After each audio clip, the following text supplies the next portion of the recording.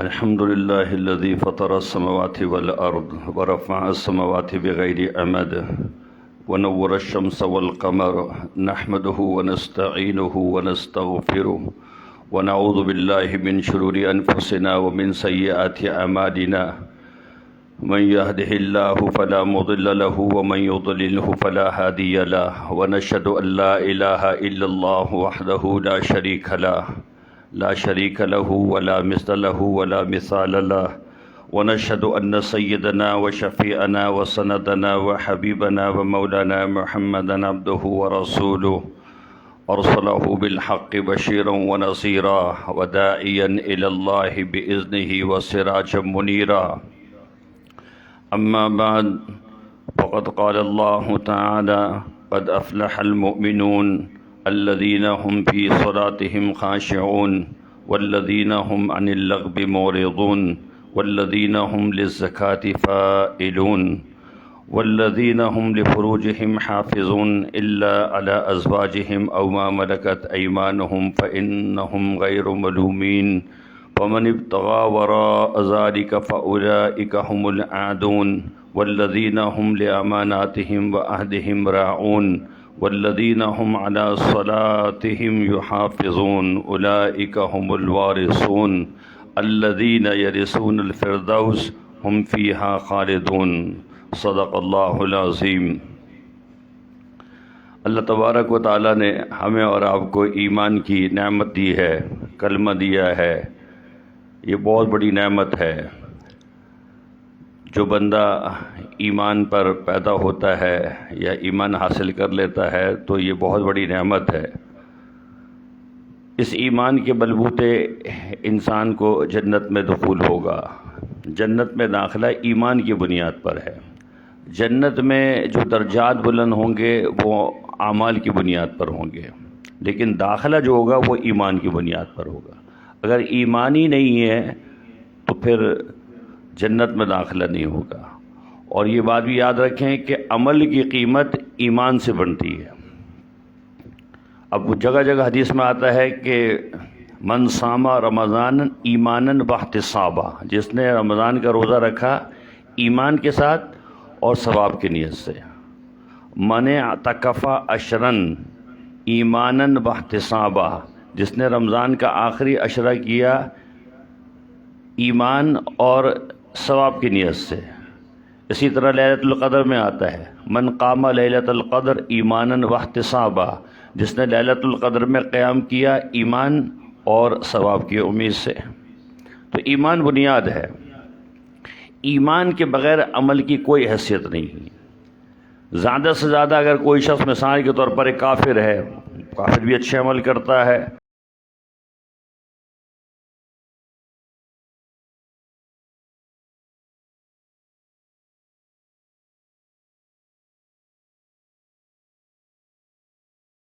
آتا ہے انا اثقل شیء یوم القیامت الخلق الحسن، قیامت کے دن سب سے زیادہ وزن اخلاق حسنہ کا ہوگا. ابھی کافر ہے وہ اخلاق حسنہ اختیار کرتا ہے.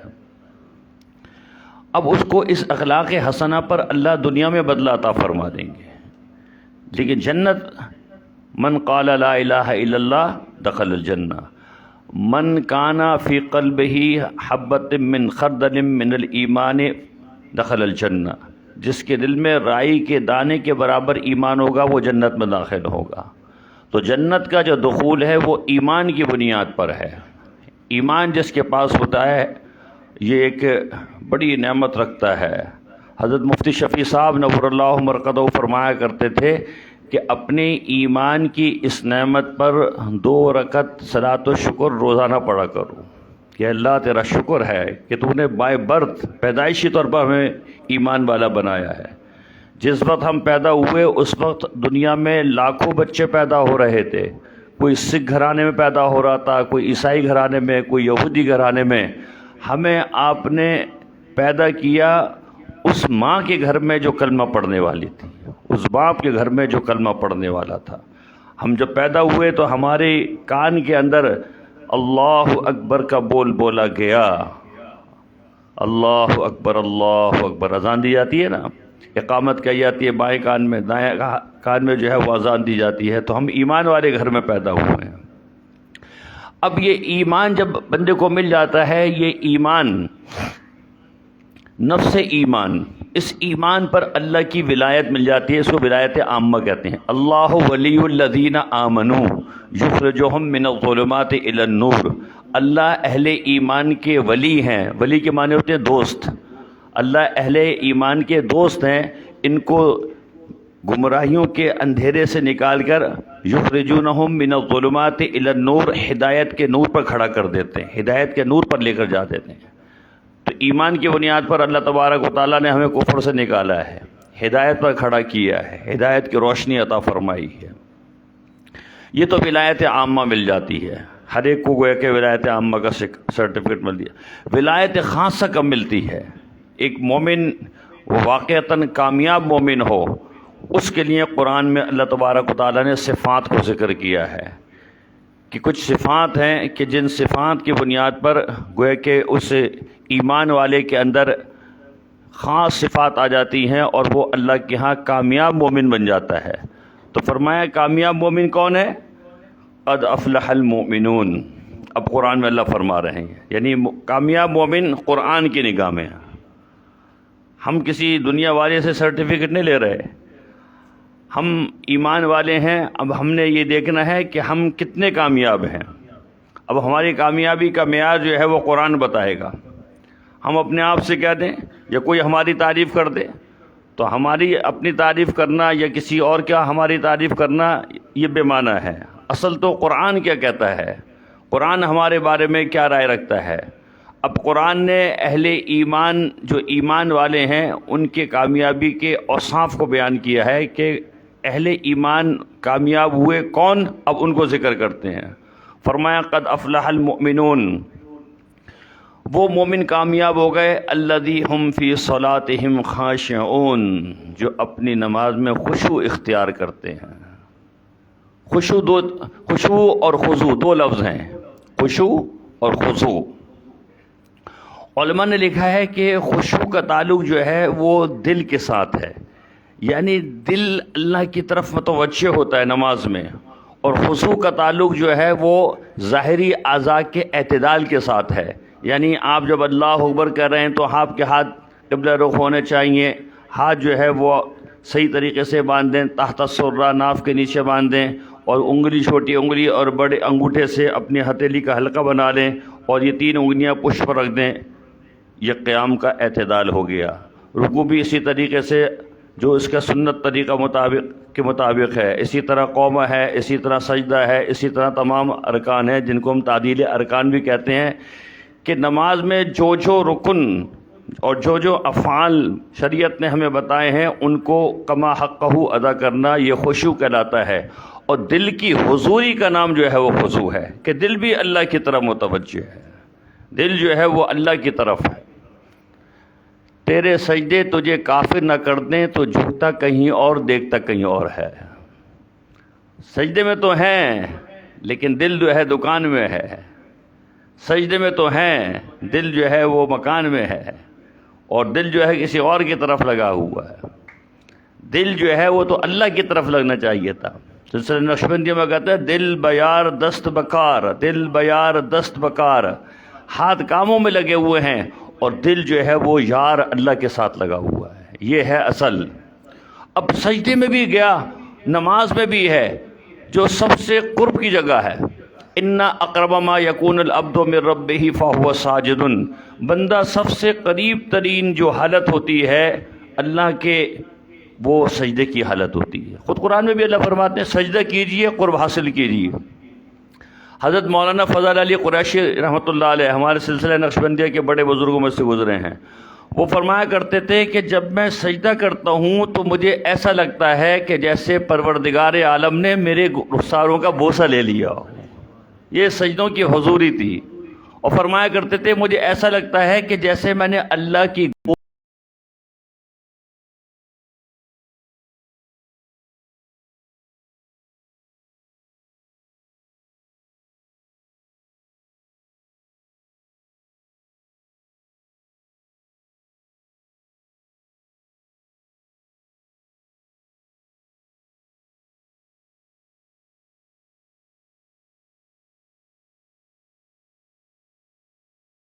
کہ چل رہی ہوتی ہیں چاروں طرف، یہ نہ ہونا چاہیے۔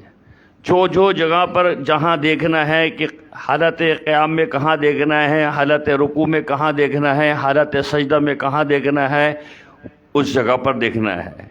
جو ارکان شریعت نے ہمیں بتائے ہیں، نماز کو سنت کے مطابق پڑھیں، تو وہ تو ہمارا ہو گیا خشوع، اور خضوع ہمارا یہ ہو گیا، وہ تو ہمارا ہو گیا خضوع، اور خشوع یہ ہو گیا کہ ہمارا دل جو ہے اللہ کی طرف متوجہ۔ ہمارے استاد حضرت مولانا یوسف لدھیانی صاحب رحمۃ اللہ علیہ، نام سنا ہوگا آپ نے، مشہور ان کا ایک کالم لکھا آتا تھا اخبار جنگ کے اندر، آپ کے مسائل ان کا حل۔ تو میرے استاد محترم بھی تھے، ہم نے دور حدیث میں ابو داؤد شریف ان سے پڑھی تھی، تو وہ فرمایا کرتے تھے، وہ کہتے تھے کہ جس جگہ پر اندھیرا ہوتا ہے، کسی کمرے میں اندھیرا ہو، تو وہاں پر حشرات الارض نکل پڑتے ہیں، کیڑے مکوڑے، اور جب وہاں پر روشنی کی جائے، جیسی روشنی کی جاتی ہے تو حشرات الارض بھاگتے ہیں، ادھر ادھر بھاگتے ہیں۔ تو فرماتے تھے کہ گناہ کی وجہ سے دل اندھیرا میں چلا جاتا ہے، اور جیسے کہتے ہیں اللہ اکبر، ایمان کی روشنی ایک دم جل پڑتی ہے، ایمان کی روشنی، اللہ اکبر، اللہ سب سے بڑا ہے، کائنات میں کوئی چیز اللہ سے بڑی نہیں ہے۔ للہ ما فی السماوات و ما فی الارض، زمین آسمان کا بادشاہ، هو اللہ الذی لا الہ الا هو عالم الغیب والشہادۃ هو الرحمن الرحیم، هو اللہ الذی لا الہ الا هو الملک القدوس السلام المؤمن المہیمن العزیز الجبار المتکبر سبحان اللہ عما یشرکون۔ وہ اللہ، جبرائیل کا اللہ، وہ جبرائیل جو زمین میں پاؤں رکھے تو آسمان پر پہنچے، وہ جبرائیل اللہ، اس کا جبرائیل کے ماتھے پر اللہ نے اپنے نام لکھے ہیں، اسرافیل کے ماتھے پر اللہ نے اپنے نام لکھے ہیں۔ اب وہ جبرائیل کا ماتھا کتنا بڑا ہوگا، اسرافیل کا ماتھا کتنا بڑا ہوگا۔ اللہ کی جو کرسی ہے، وسع کرسی السماوات والارض، اللہ کی کرسی، جس کو قرآن میں سورہ بقرہ کے اندر آیت الکرسی آپ پڑھتے ہیں، وسع کرسی السماوات والارض، اس کی کرسی زمین و آسمان سے بڑی ہے، زمین و آسمان، اور اس میں اللہ تبارک و تعالیٰ کی تجلی، حدیث میں آتا ہے کہ جب اللہ کی تجلی اس کرسی پر آتی ہے تو وہ کرسی اس تجلی کی وجہ سے ایسے چڑچڑاتی ہے جیسے کوئی بھاری بھرکم بوجھ کوئی چارپائی پر یا کرسی پر بیٹھے کوئی بندہ، تو ایسی آواز آتی ہے۔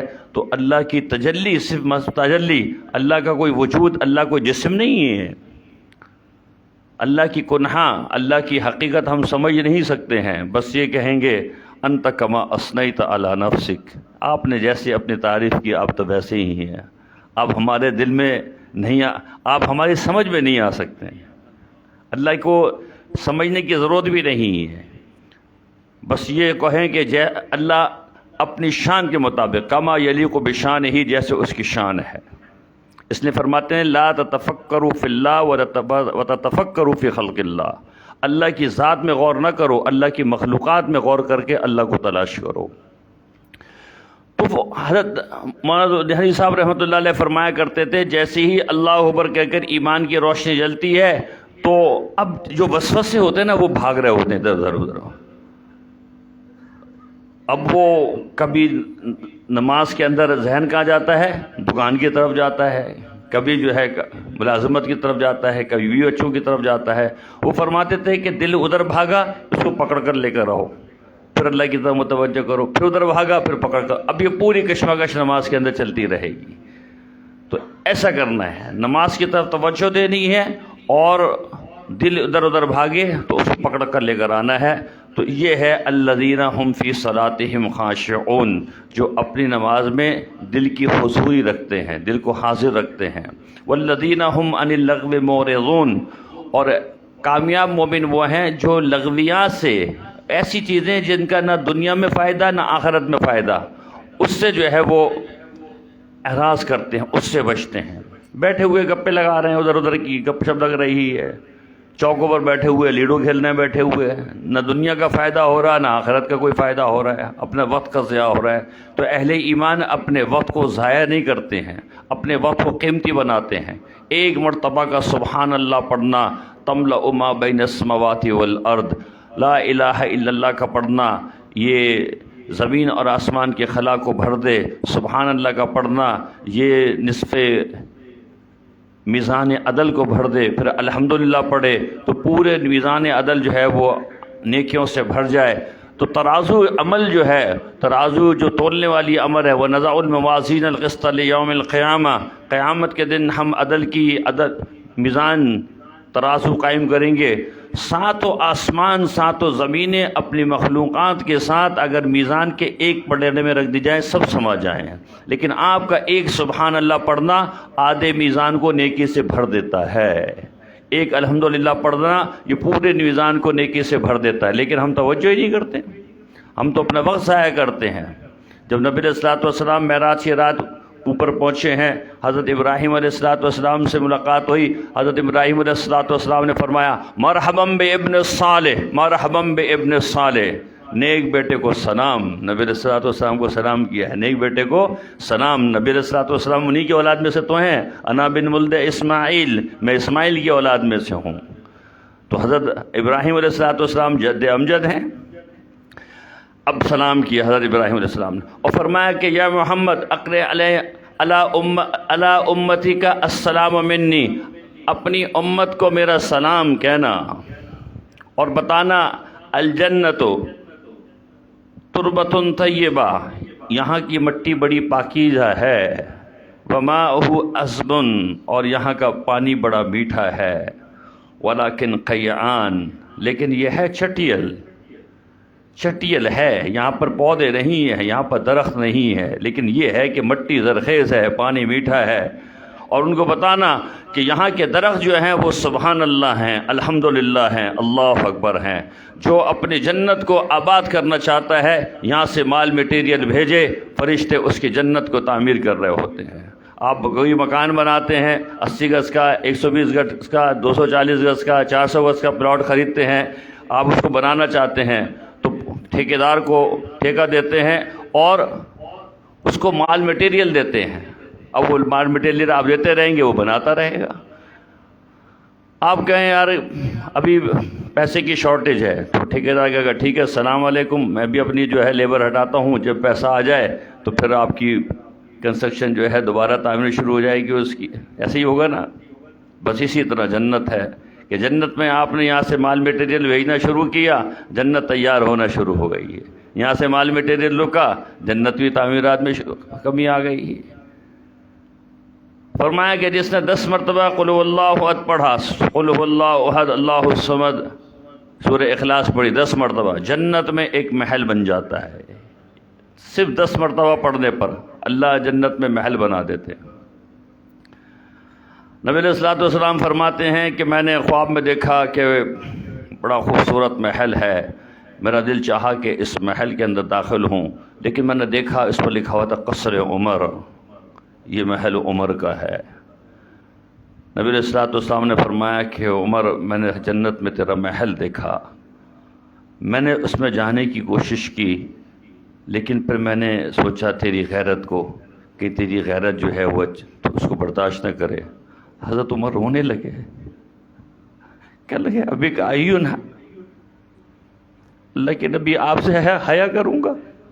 میں تو آپ کا غلام ہوں، آپ کا ادنا غلام ہوں، آپ کو میری جنت میں جانے کے لیے، میرے محل میں جانے کے لیے میری اجازت کی ضرورت تھوڑی ہے، میں تو آپ کی جوتیوں کی خاک ہوں۔ تو جنت کے اندر یہ محل بنیں گے، لیکن جب ہم لغویات سے اعراض کریں گے، لغویات فضول باتیں، فضول گپیں، لگے پڑے ہوئے ادھر سے ادھر بیٹھے ہوئے، ہاں بھائی یہ جعفری جو ہے کیسی بنی ہوگی، یہ ڈیزائن کیسے بنا ہوگا، اسی پہ بحث چل رہی ہے۔ حضرت مرزا مظہر حسن جانی جانا رحمۃ اللہ علیہ سلسلہ نقشبندی کے بڑے بزرگ ہیں، کابل سے 2 نوجوان جو ہے ان سے بیعت ہونے کے لیے آئے، کابل سے ہندوستان آئے۔ مرزا مظہر حسن جانی جانا رحمۃ اللہ علیہ دہلی کی جامع مسجد میں نماز پڑھتے تھے، تو وہاں وضو خانہ تالاب کا، پہلے تالاب کے وضو خانے ہوتے تھے، اب تو نلوں کا سسٹم ہو گیا ہے، تو تالاب پر بیٹھے وضو کا منوا رہے تھے، یہ دونوں بھی آ گئے۔ اب ان کو نہیں پتا تھا یہ وہی شیخ ہیں جن سے ہم بیعت ہونے آئے ہیں، وہ تصویروں کا زمانہ تھوڑی تھا کہ پتہ ہو کہ یہ فلاں ہیں، انہوں نے نام سنا ہوا تھا، چہرے سے نہیں دیکھا تھا۔ اب یہ دونوں بیٹھے ہوئے ہیں، حضرت یہاں پر وضو فرما رہے ہیں، یہ دونوں آپس میں کہہ رہے ہیں، ایک کہہ رہا ہے یار یہ جو تالاب ہے نا، وضو خانہ جو ہے تالاب کی شکل میں، یہ ہماری کابل کی جو جامع مسجد ہے اس سے بڑا ہے یا چھوٹا ہے؟ تو ایک نے کہا کہ یہ چھوٹا ہے، دوسرا کہنے لگا نہ یہ بڑا ہے۔ اب اس میں دونوں کی تکرار ہو رہی ہے اور حضرت دونوں کی باتیں سن رہے ہیں۔ خیر حضرت وضو کر نماز پڑھنے چلے گئے، نماز ہو گئی، نماز پڑھ کے قریب میں ان کی خانقاہ تھی، اپنی خانقاہ میں چلے گئے۔ یہ دو بھی پوچھتے پاچھتے کہ حضرت کی خانقاہ کدھر ہے، یہ بھی حضرت کی خانقاہ میں پہنچ گئے۔ حضرت نے پوچھا ہاں بھائی کہاں سے آئے ہو سلام علیکم کے بعد؟ تو انہوں نے کہا جی کابل سے آئے ہیں۔ کیوں آئے ہو؟ جی آپ سے بیعت ہونے آئے ہیں۔ حضرت نے فرمایا کہ بیعت تو بعد میں ہوں گے، پہلے یہ فیصلہ کرو کہ دہلی کی جامع مسجد کا تالاب بڑا ہے یا کابل کی مسجد کا تالاب بڑا ہے، پہلے یہ معلوم کر کراؤ، ناپ کراؤ، جاؤ دوبارہ جاؤ کابل جاؤ اور ناپ کراؤ۔ اور دہلی کی اب اس میں کیا رکھا ہے، اس میں کیا رکھا ہے؟ یہ فضول باتیں ہوتی ہیں۔ تو اہل ایمان جو ہیں ان لغویات سے فارغ ہوتے ہیں، وہ ان لغویات کے اندر نہیں لگتے۔ اب بیٹھے ہوئے گھنٹوں گھنٹوں واٹس ایپ پر لگے پڑے ہوئے دیکھ رہے ہیں، فیس بک دیکھے چلے آ رہے ہیں، ایک ہی چیز کو دوبارہ دیکھے چلے آ رہے ہیں، وقت کا ضیاع ہو رہا ہے۔ تو والذین ہم عن اللغو معرضون، جو لغویات سے اعراض کرتے ہیں، والذین ہم للزکاۃ فاعلون، جو زکوٰۃ کا عمل کرتے ہیں، زکوٰۃ دیتے ہیں۔ ان پر زکوٰۃ جب فرض ہو جاتی ہے، صاحب نصاب ہو جاتے ہیں، 52.5 تولہ چاندی یا 7.5 تولہ سونے کی ملکیت ان کے پاس ہو جاتی ہے، تو یہ زکوٰۃ کا معاملہ کرتے ہیں، زکوٰۃ دینے میں کبھی نہیں کرتے ہیں۔ یہ ان کی تعریف فرمائی ہے۔ والذین هم لفروجہم حافظون الا علی ازواجہم او ما ملکت ایمانہم فانہم غیر ملومین، اور اپنی شرمگاہوں کی حفاظت کرتے ہیں، زنا نہیں کرتے ہیں۔ نکاح کے راستے سے اللہ نے جو حلال طریقہ بتایا ہے اس کو تو اختیار کرتے ہیں، اس سے ہٹ کر زنا فإنہ کان ساء، یہ بڑا برا کام ہے، ساء سبیلا، برا راستہ ہے۔ اللہ تبارک و تعالیٰ نے اس کو سخت ناپسند کیا ہے۔ نکاح کے بغیر اپنی خواہشات نفسانی کسی کے ساتھ پوری کرنا، یہ خواہشات نفسانی یہ حرام ہے، یہ زنا ہے، زنا کو منع کیا ہے۔ وَمَنِ ابْتَغَىٰ وَرَاءَ ذَلِكَ فَأُولَٰئِكَ هُمُ الْعَادُونَ، نکاح کے حلال طریقے سے ہٹ کر جو جنسی خواہشات کو پورا کرے گا وہ حد سے تجاوز کرنے والا ہے۔ قرآن میں اللہ فرما رہے ہیں اس نے حد سے تجاوز کیا ہے، اس نے شریعت کی حدود کو پامال کیا ہے، شریعت نے حد بتا دی ہے، شریعت نے خواہشات نفسانی کو پورا کرنے کے لیے جائز مقام بتایا ہے کہ نکاح کے راستے سے جائز مقام جو ہے اس سے اپنی خواہشات کو پورا کرو۔ تو یہ اہل ایمان جو ہیں کامیاب، جو اپنے شرمگاہ کی حفاظت فرماتے ہیں۔ نبی علیہ الصلوۃ والسلام نے فرمایا 2 جبڑوں کے درمیان زبان اور 2 رانوں کے درمیان عضو، اس کی ذمہ داری دے دو، میں تم کو جنت کی ذمہ داری دیتا ہوں، ان کو غلط جگہ پر استعمال نہ کرو۔ پھر فرماتے ہیں والذین هم لاماناتہم وعہدہم راعون، اور اہل ایمان جو کامیاب ہوئے وہ ہے جو اپنی امانتوں اور اپنے عہد و پیما اس کی بڑی رعایت کرتے ہیں۔ کسی کی امانت اس کے پاس ہے تو اس کی حفاظت کرتے ہیں، کسی سے وعدہ کیا تو اس کو پورا کرتے ہیں۔ ہم تو کہتے ہیں وہ وعدہ ہی کیا جو وفا ہو گیا، وہ قرضہ ہی کیا وہ جو ادا ہو گیا۔ آج تو قرضہ لے کر غائب ہو جاتے ہیں۔ ایک دکان پر لکھا ہوا تھا قرضہ ایک جادو ہے، اگر ہم نے آپ کو دیا آپ غائب ہو جائیں گے، تو لہٰذا قرضے کا مطالبہ نہ کریں۔ حضرت مولانا احمد علی لاہوری رحمۃ اللہ علیہ اپنے مریدین کو کہا کرتے تھے کہ دیکھو کسی مسلمان کو قرضہ نہیں دینا، اور اگر کوئی مسلمان قرضہ لے کر واپس کر دے تو تحقیق کر لینا کہ وہ مسلمان تھا بھی نہیں تھا۔ مسلمان قرضہ واپس نہیں کرتا ہے۔ تو آپ نے جو وعدہ کیا ہے اس وعدے کو پورا کریں، وعدے کو نہ توڑیں، وعدہ پورا ہونا چاہیے۔ نبی علیہ الصلوۃ والسلام نے مکے میں ایک تجارت کی، معاملہ کیا، اس نے آپ صلی اللہ علیہ وسلم کا سامان خریدا اور اس سے کہا، جو بھی معاملہ ہوا اس نے کہا کہ آپ یہاں پر ٹھہرے میں پیسے لے کر آتا ہوں۔ اب وہ جب گھر جا کر بھول گیا۔ اب روایت میں آتا ہے کہ یہ غالباً نبوت سے پہلے کی بات تھی، نبی جو ہے وہ نبوت سے پہلے بھی گناہ سے محفوظ ہوتا ہے، نبوت کے بعد بھی گناہ سے محفوظ ہوتا ہے، نبی سے نبوت سے پہلے بھی گناہ نہیں ہوتا ہے۔ اب رسول اللہ صلی اللہ علیہ وسلم وہاں کھڑے اس کا انتظار کر رہے ہیں، فرمایا کہ 3 دن تک آپ صلی اللہ علیہ وسلم نے وہاں پر کھڑے ہو کر اس کا انتظار کیا، اپنی قضائے حاجت، اپنی ضروریات کے لیے جاتے پھر آ جاتے، نہ جانے وہ کب آئے۔ 3 دن بعد اس کو خیال آیا، او ہو میں نے محمد بن عبداللہ سے ایک معاملہ کیا تھا، ان سے وعدہ کیا تھا۔ اب یہ بھاگا بھاگا وہاں پر پہنچا تو رسول اللہ صلی اللہ علیہ وسلم کو وہاں پر موجود پایا۔ آپ صلی اللہ علیہ وسلم سے کہنے لگا، معذرت کرنے لگا، معافی مانگنے لگا۔ آپ نے فرمایا کہ بھائی تم نے مجھے بڑا مشکل میں ڈال دیا، 3 دن سے تمہارا یہاں پر انتظار کر رہا ہوں، وعدہ کیا تھا۔ ہمارے یہاں تو وعدہ کرتے ہیں۔ ہمارے ایک دوست ایک صاحب مجھے بتانے لگے کہ جی فلاں سے مجھے پیمنٹ لینی تھی، میں اس کے پاس چکر لگا رہا تھا، اس نے کہا جی کل تو یقینی ہے۔ کل جب میں کل پہنچا تو معلوم چلا وہ تو عمرے پر چلے گئے، عمرے پر چلے گئے، بیت اللہ کی زیارت کر لی، حرم پہنچ گئے، لیکن ایک مسلمان کا حرم توڑ کر رکھ دیا، ایک مسلمان کے دل کو توڑ کر رکھ دیا۔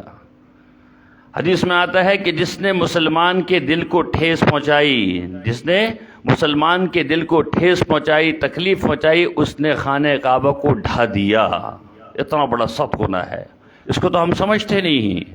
تو ہم نے اس عمرے کو تو جو نفلی عبادت تھی اس کو تو ہم نے سمجھا کہ بڑی عبادت ہے، لیکن جو لین دین کے معاملات ہیں، لین دین کے معاملات، اس کے اندر کمزوری ہے۔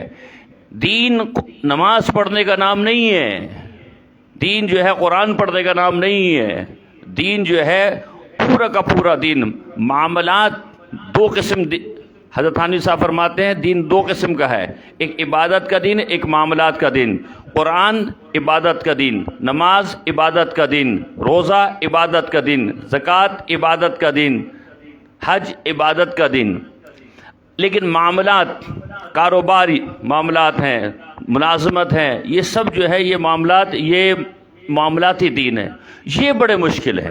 ہمارے مدارس کے اندر فقہ حنفی کی فقہ کی کتاب پڑھائی جاتی ہے جس کو ہدایہ کہتے ہیں، مارکۃ الآراء کتاب ہے، گویا کہ یہ بیس ہے، یہ بنیاد ہے پوری فقہ حنفی کی۔ اس فقہ حنفی کی کتاب کے 4 جز ہیں، 4 جلدیں ہیں، ضخیم موٹی موٹی 4 جلدیں، ہدایہ اول، ہدایہ ثانی، ہدایہ ثالث، ہدایہ رابع۔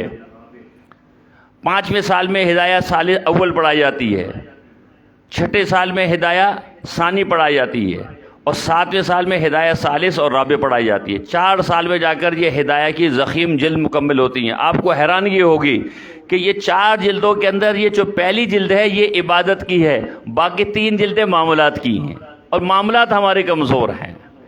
دین معاملات سے شروع، اور دین پھیلتا معاملات سے ہے۔ آپ کی عبادت سے دین نہیں پھیلے گا۔ آپ مسجد میں گوشہ نشیں ہو کر ذکر کرنے لگیں تو دین نہیں پھیلے گا۔ آپ لوگوں میں چلیں پھریں گے اور آپ کی زبان، آپ کا عمل، آپ کا کردار وہ بالکل صاف ستھرا ہوگا تو ایک غیر مسلم بھی آپ کے اس طرز عمل سے متاثر ہو کر دین میں آئے گا۔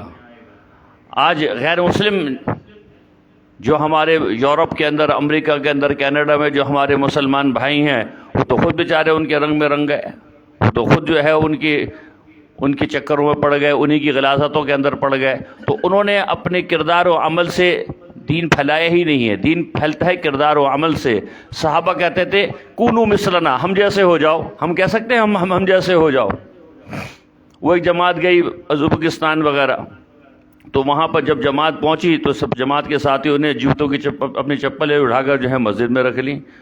تو ایک بوڑھے بابا نے اس کو بڑے غور سے دیکھا۔ نماز کے بعد اس نے کہا کہ جی آپ لوگوں نے یہ جوتے جو ہے اندر کیوں رکھے؟ تو کہنے لگے جی اس لیے کہ چوری نہ ہو جائیں۔ تو کہنے آپ لوگ کہاں سے آئے ہیں؟ کہنے جی پاکستان سے آئے ہیں۔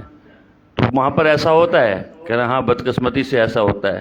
تو کہنے لگے پھر تبلیغ کی ضرورت تو وہاں پر ہے، یہاں پر تھوڑی ہی ہے، یہاں تو مسجد سے جوتے چوری ہی نہیں ہوتے ہیں، یہاں سے مسجد سے جوتے چپل چوری نہیں ہوتے ہیں، یہاں تو مسجد کا نل اٹھا کر نل کھول کر لے کر جاتے ہیں۔ یہ مسلح ہے نا، یہ مسلح یہ لے گیا تھا کوئی، اس کو باقاعدہ لپیٹا اور لپٹ کر اس کو باہر جانے کا موقع نہ ملا، باتھ روم کے اندر رکھ دیا۔ اب میں نماز پڑھنے کے لیے آیا تو مسلح نہیں تھا، میں نے ظہر کی نماز پڑھائی، عصر کی نماز پڑھائی، مغرب کی نماز پڑھائی۔ میں نے پھر ہدایت اللہ سے پوچھا، میں نے کہا ہدایت اللہ وہ جو مسلح تھا وہ کدھر گیا؟ کیا تم نے ڈرائی کلین کو دیا ہوا ہے؟ کہہ رہے نہیں استاد جی، میں تو سمجھا شاید آپ گھر لے گئے دھلوانے کے لیے. تو میں نے کہا نہیں، میں بھی لے کر نہیں گیا. پھر بعد میں کوئی بندہ استنجا خانے میں گیا ہوگا تو اس نے ہدایت اللہ کو دیا کہ یہ مڑا ہوا یہ مسلح جو ہے رکھا ہوا تھا، اس کو لے جانے کا موقع نہ ملا. جیسے ایک آدمی تھا نا، وہ مسجد کا پنکھا جو ہے نا چوری کر لے گیا اور اپنے گھر میں لگا دیا، اور بھی بچوں کو قریب آ جاؤ، یہ مسجد کا ہے، بڑا ثواب ملے گا، اس کی ہوا جو ہے نا بڑی جو ہے ثواب والی ہے. تو مسجد کی چیزیں لے جا کر ثواب نہیں ملتا ہے. علماء نے تو یہاں تک ہے لکھا کہ مسجد کا جو وقف پانی ہے اس کی بھی اجازت نہیں ہے لے آنے کی. تو ہماری تو مسجد کے نل محفوظ نہیں ہے، ہماری مسجد کی چیزیں محفوظ نہیں ہیں، ہماری گھڑیاں محفوظ نہیں ہیں. تو مومن جو ہوتا ہے وہ دوسروں کے ساتھ خیر خواہی کرنے والا ہوتا ہے. تو بہرحال جو اہل ایمان کامیاب ہے، والذین هم لاماناتہم وعہدہم راعون، جو اپنی امانتوں کا اور اپنے عہد و پیمان کا کیا کرتے ہیں، عہد و پیمان کا وہ رعایت کرتے ہیں اور اس کو پورا کرتے ہیں. والذین هم علی صلاتہم یحافظون، جو اپنے نمازوں کی حفاظت کرتے ہیں. یہاں پر دوبارہ نماز کا ذکر کیا، اوپر نماز کو دل کے ساتھ پڑھنا، اور یہاں پر حفاظت کا مطلب پانچوں نمازوں کا جماعت کے ساتھ اہتمام کے ساتھ نماز پڑھنا مراد ہے.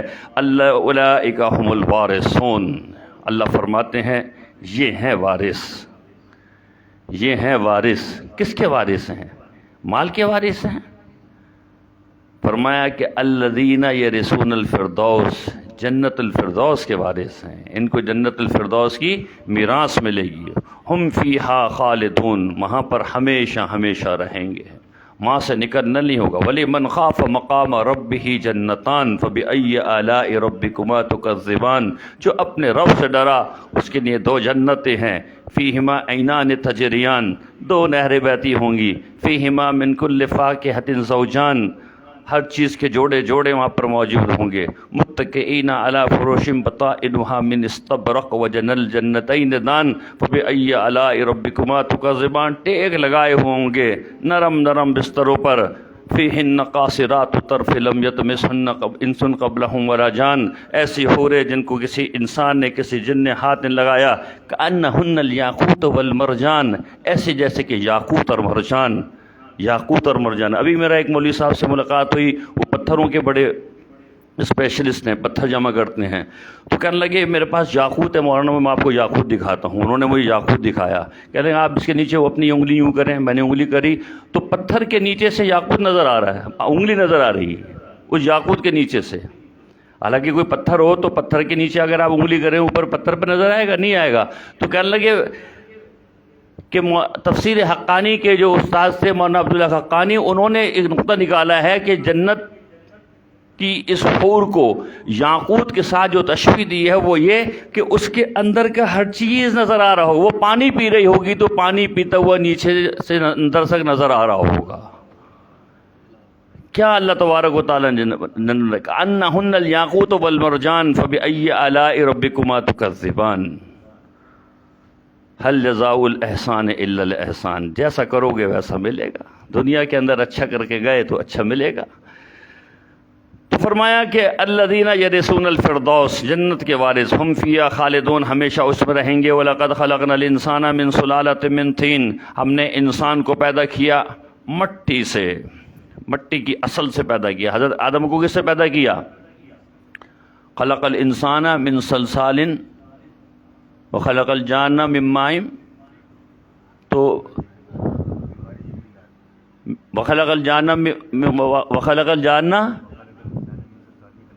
وخلق الانسان صلصال من کالفخار وخلق الجان من مارج من نار. انسان کو کھنکتی ہوئی مٹی سے پیدا کیا ہے، ٹھیکرا. جیسے یہ چکنی مٹی ہوتی ہے نا، چکنی پانی اور چکنی مٹی کا پروسیس، اب اس کو سکھا دیں تو ٹھیکرا بن جاتا ہے. یہ اس کو کہتے ہیں کھنکتی ہوئی مٹی. جب اس پر آپ ٹک ٹک کریں گے تو کھنکناہٹ کی آواز آئے گی.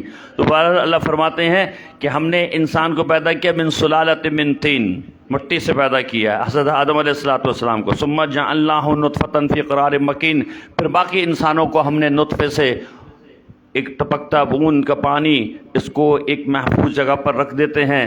ثم خلقنا نطفہ، یہ اللہ کا کام ہے کہ وہ اس نطفے کو علاقہ خون کا لوتھڑا بنا دیتا ہے. فخلقنا العلقۃ مضغہ، اور اس خون کے لوتھڑے کو، اس خون کو جمع علقہ کہتے ہیں، جمع ہوا خون، اس منی کو، اس قطرے کو اللہ جمع ہوا خون بنا دیتے ہیں. فخلقنا العلقۃ مضغہ، اس جمے ہوئے خون کو اللہ لوتھڑا بنا دیتے ہیں. فخلقنا المضغۃ عظاما، یہ صرف اللہ کے فیصلے چل رہے ہوتے ہیں، حکم چل رہا ہوتا ہے، اور پھر اللہ تبارک و تعالیٰ اس لوتھڑے کو ہڈی بنا دیتا ہے.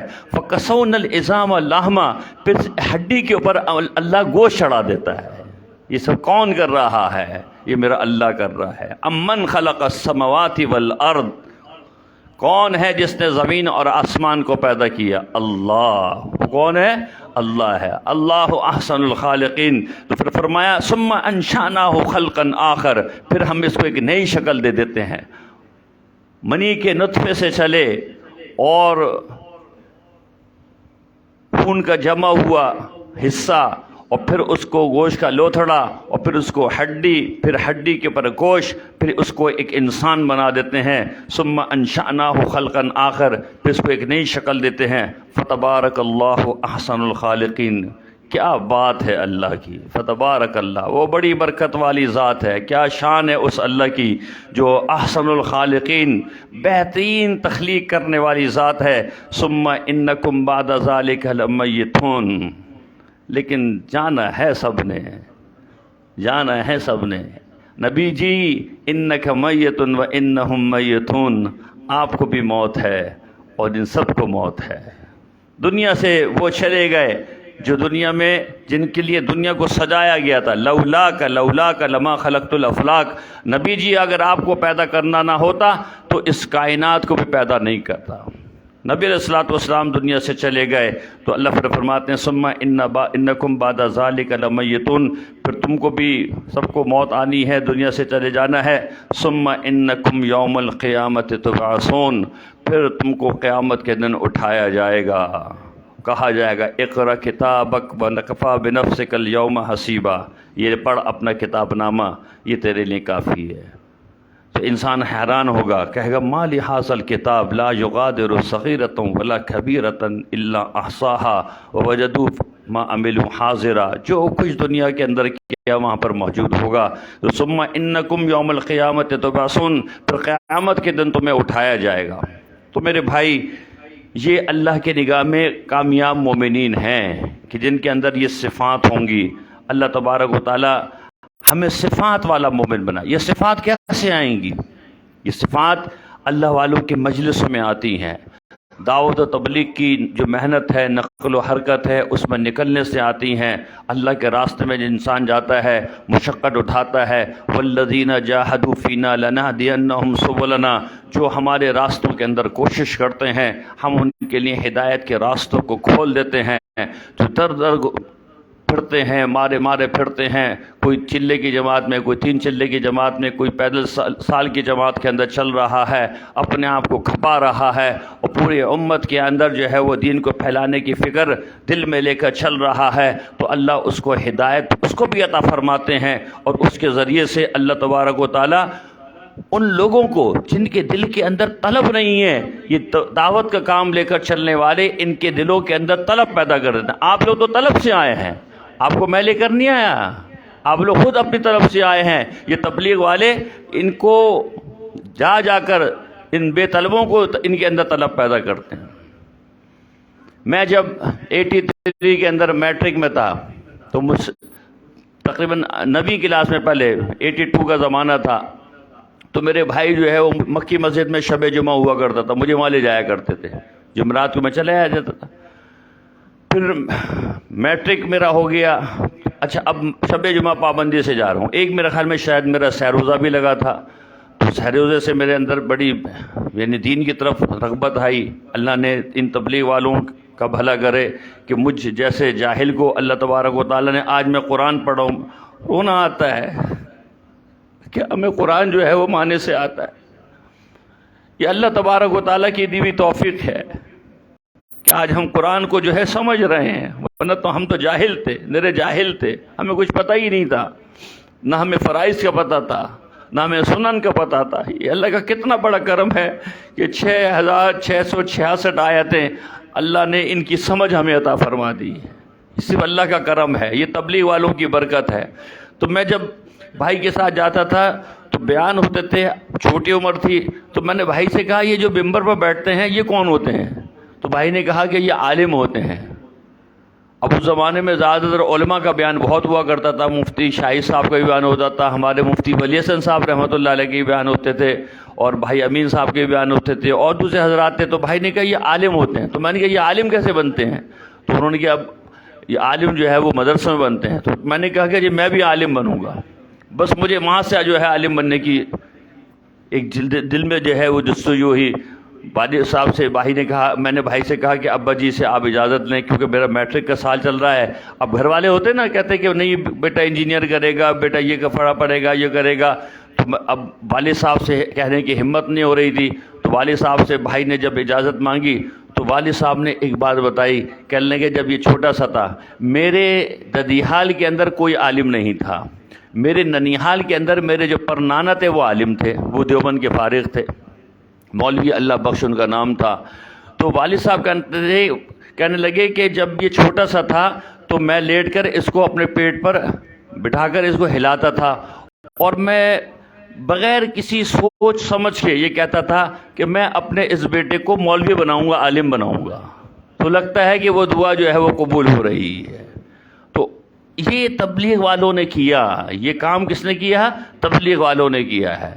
تو آپ حضرات جو یہاں پر آئے ہیں ماشاءاللہ عشرہ لگا رہے ہیں، تو اس بات کی بھی نیت کریں کہ انشاءاللہ جب ہم عشرے اعتکاف سے فارغ ہو جائیں گے، اپنے گھروں کو جائیں گے، تو اپنی مقامی مسجد میں جڑ کر وہاں کی تعلیم کے اندر بیٹھیں گے، شب جمعہ میں جائیں گے اور وقت لگائیں گے، سہ روزہ بھی لگائیں گے، چلہ بھی لگائیں گے، 3 چلے بھی لگائیں گے، اور پوری امت کے خود بھی دین کو سیکھیں گے اور پوری امت کو بھی سکھائیں گے۔ کریں گے نا سب انشاءاللہ تعالیٰ؟ کون ارادہ کرتا ہے اس کا انشاءاللہ؟ اللہ تبارک و تعالی عمل کی توفیق عطا فرمائے۔ وآخر دعوانا ان الحمد للہ رب العالمین۔